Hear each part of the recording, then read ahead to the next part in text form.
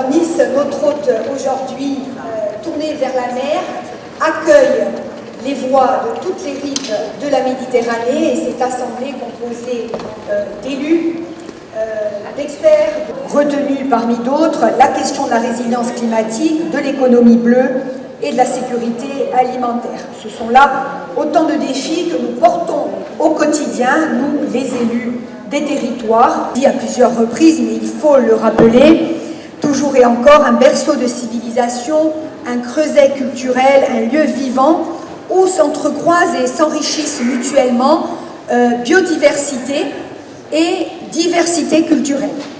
Menacée par les pollutions, aujourd'hui elle est un espace en danger. À cause de trop longtemps, nous avons considéré que ce bien commun était inépuisable. Mais ce n'est pas le cas et je voudrais citer deux thématiques qui feront l'objet de cet atelier. D'abord, la pollution plastique. La Méditerranée concentre 1% des eaux marines mondiales, mais elle héberge malheureusement 7% des microplastiques mondiaux. Alors c'est une alerte gravissime sur lesquelles d'ailleurs travaille déjà profondément la région Sud en collaboration. Par ailleurs, nous avons aussi des aires marines protégées qui sont très utiles bien évidemment, mais même si elles constituent un rempart essentiel pour la biodiversité du bassin méditerranéen, parfois aussi fragile, parfois même symbolique. Nous traiterons de cela dans cet atelier. Face à ces mots, il faut bien évidemment inventer un nouveau pacte pour la Méditerranée et à ce titre, je me réjouis des annonces faites par la commissaire Suica. C'est un pacte important. Aussi, les générations.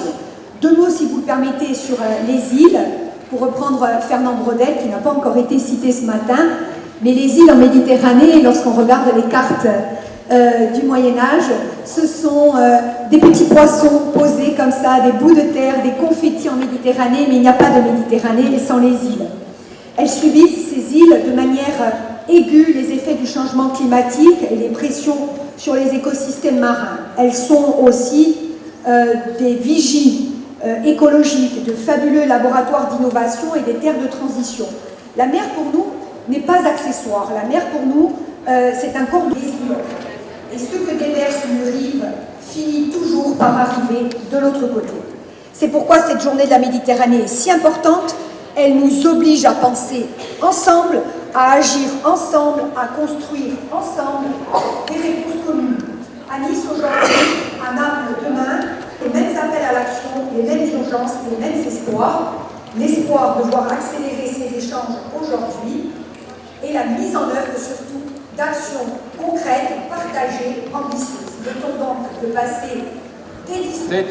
Et sur le plan de la pollution plastique, l'emballage représente 40% de la production du plastique dans le monde. Donc voilà, on a un impact et donc on doit gérer cette économie circulaire de nos emballages.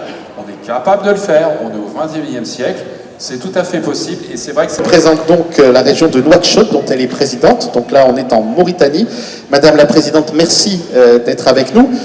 Quel constat tirez-vous de ces premières discussions que nous avons eues et aujourd'hui quelle est la situation en ce qui concerne la Mauritanie?